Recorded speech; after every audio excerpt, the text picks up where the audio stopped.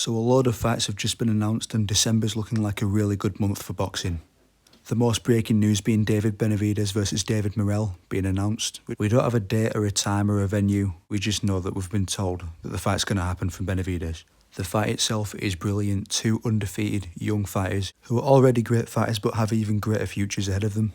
Both very skilled, both very entertaining fighters, and it's rare that we see two young undefeated fighters risk their undefeated records like this. In terms of the fight itself, Benavidez will be the favourite to win, mainly because Morrell didn't impress people in his last fight with Radovir Kalajic. But I wouldn't read into that too much because Kalajic fights entirely differently from David Benavidez. Kalajic being a very negative fighter, whereas Benavidez is very much in your face, pressure, slow feet, but also very dangerous offensively at the same time. So it's a very interesting fight, and I think whoever wins will be the next generation at 175, once Bivol and Better Be ever gone.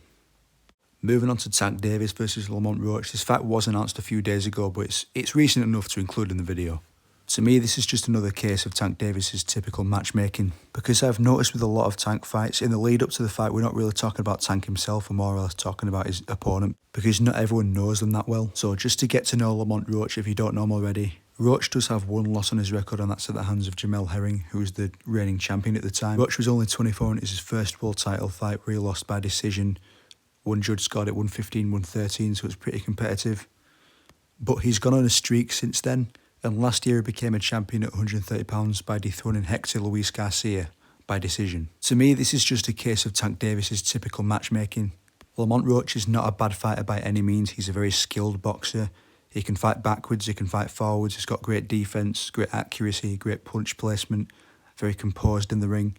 He is a champion in his prime after all. He's just simply not good enough to be an interesting fight for Tank Davis. And Tank did basically take this exact same type of fight last year, because at the time of the fight, Hector Luis Garcia was a reigning 130-pound champion at the time when Tank fought him, but he was most likely the worst of the four champions at the time, which included guys like Valdez and Navarrete, Foster, Cordina, and I'm expecting Tank's fight with Roach to end the exact same, basically. The final news being the announcement of the Fury Usyk 2 undercard. At the bottom we've got Isaac Lowe versus Lee McGregor, quite a competitive British level fight. Above that we've got a very interesting matchup between Dennis McCann and Peter McGrail, two of the best upcoming talents at 122 pounds. Following that we have the return of Johnny Fisher, who's coming off a very quick win over Alan Babich in round 1. He is a bit of a meme fighter, but he is pretty good actually, and I'm interested to see how far he goes. His opponent is Dave Allen, who's also a bit of a meme fighter. He's been fighting in the UK for a long time against a lot of big names, so it should be a routine win for Fisher, but the difficulty of the fight should be a tell on how good Fisher really is. Our next fight is the return of Moses Itama. I don't think I've ever seen a more clear example of a prospect who's destined to be number 1 in that division. Itama's only 19 years old and he's already a fight away from breaking into the top 10 in the division. His next opponent is Damesy McKean, who's quite a skilled boxer, but he's best known for his stinkfest with Filip Hrgovic, which was a terrible fight from both guys. So it should be once again another easy win for Itama.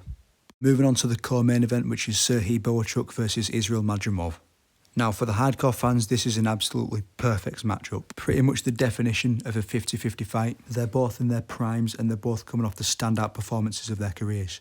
Bohachuk dropping Virgil Ortiz twice and being the only opponent to take Virgil Ortiz the distance in his career, and Madrimov being the one to give Terence Crawford the hardest fight of his career to date. Personally, I lean Bohachuk just because I feel like that precious style works against the Eastern European style of boxing.